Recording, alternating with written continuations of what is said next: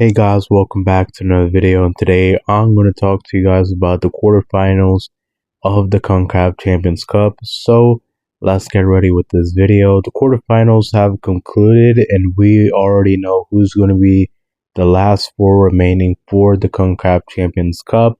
There were four direct matchups between Liga MX and the MLS. And for the last four teams, there are two teams from each respective league. And today we're going to be talking about my reaction to each of these four matchups and what are my predictions for the semifinals. So let's get on with the video. But before we continue, I'd like to tell you guys to like and subscribe because it is very important that you guys like and subscribe so you guys can never miss another video. Also, to not forget to follow me on X and on TikTok because there will be more content for you guys on those pages. So let's get on with the video. We'll start off first with the matchup between LAFC versus Cruz Azul. Cruz Azul, the reigning champs of this region, were the slight favorites heading into this matchup.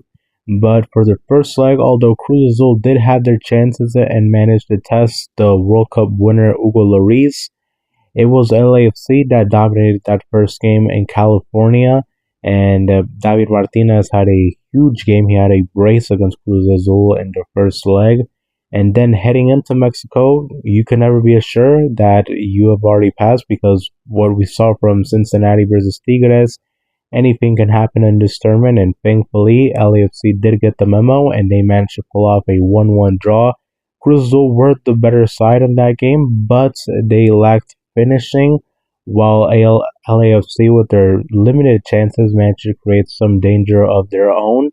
And after a dumb foul, there was several dumb moments from Cruz Azul that lost them the game. One was the red card, and the other one was the penalty. And well, that penalty from Denny Bouanga just sealed the fate for Cruz Azul, and that helped LAFC punch their tickets for the semifinals.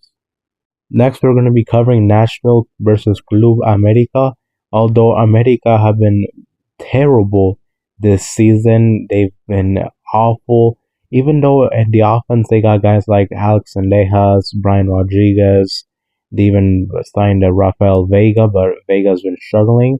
They've been struggling offensively. Like, oh my goodness! Like, you'd think with all these names they'd at least be decent, but no, they've practically sucked all year long offensively.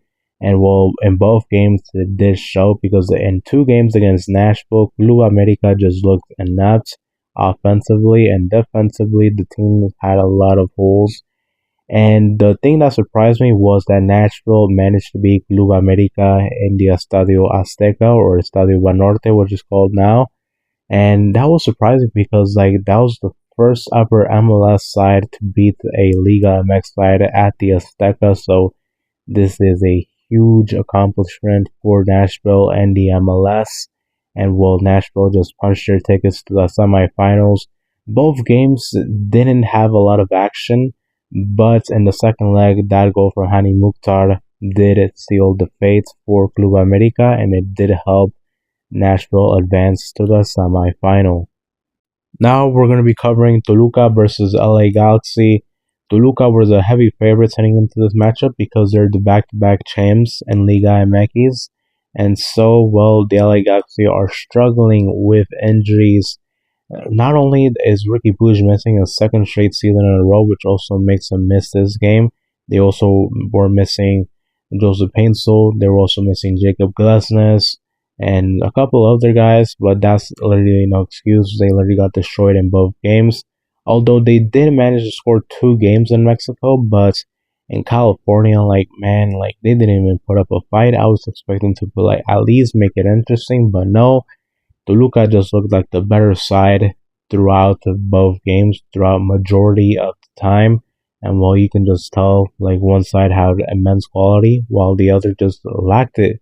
And well, Toluca are now in the semifinals of the CONCACAF Champions Cup.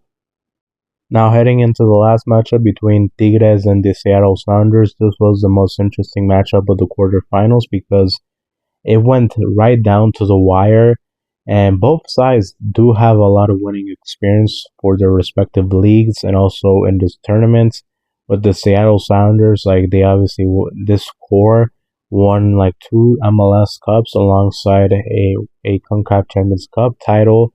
And Tigres, this Tigres core has won numerous Liga MX titles, and they also have a CONCACAF Champions Cup to their name alongside. They also managed to reach the finals of the Copa Libertadores and also the Club World Cup, or what is it called now, the Intercontinental Cup. So both sides do have their winning experience for their respective sides. And with the Seattle Sounders, they still have Christian Roldan playing at a good level, Stefan Fry, Albert Rusnak.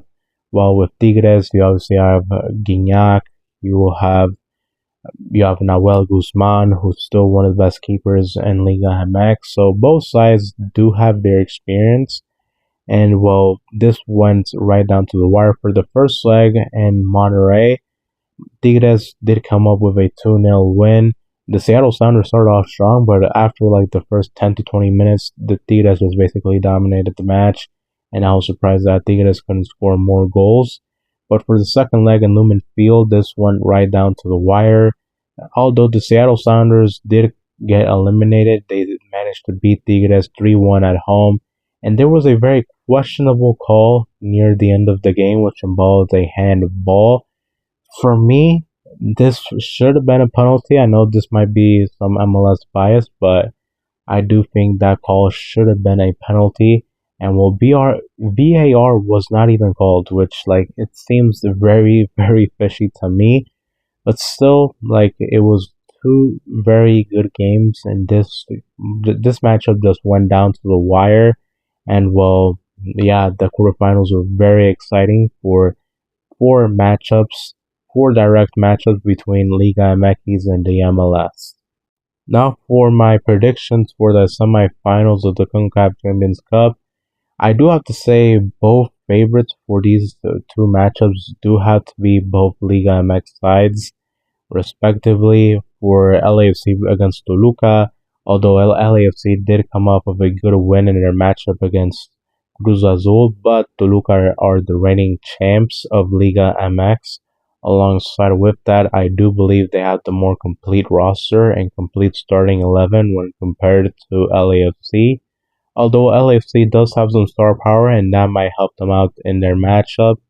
And well, Nashville against Tigres, I just have to say, I think I've been far more impressed from what I watched from Tigres when compared to Nashville. But still, with a team managed by BJ Callahan, anything can happen in this tournament. So, although I do have to say both favorites do have to be both Liga MX teams slightly, I do think we're in for two very good matchups. So now I have to say this, I'm very excited for the future of this tournament for Major League Soccer for numerous reasons. The first one obviously was that the quarterfinals just blew off my expectations. I was expecting only one MLS team to come out on top from these four direct matchups, but two managed to come out on top. On top of that, one did make their matchup very, very exciting, and it came down to the wire. Alongside with that, the one reason why I'm excited for the future of this tournament for the MLS does have to be the 2027 season, which will see a different calendar where the season ends in the spring, and I feel like that can help out the MLS a lot. Alongside with that, one thing that I do think that will for sure narrow down the quality gap between both leagues will have to be that raise in the salary cap. I do hope that it is a good raise and it's just not 10%. I hope it's actually a good raise, more DP spots. I just hope that the MLS gets their act together and hopefully manages to at least put up a good fight in quality and in depth for the rosters against Liga MX, and I will feel like that will help out the league a lot when it comes to their performances in this tournament. So yeah, that's all I have to say. Thank you guys for watching. We'll see you guys in the next video. Bye bye.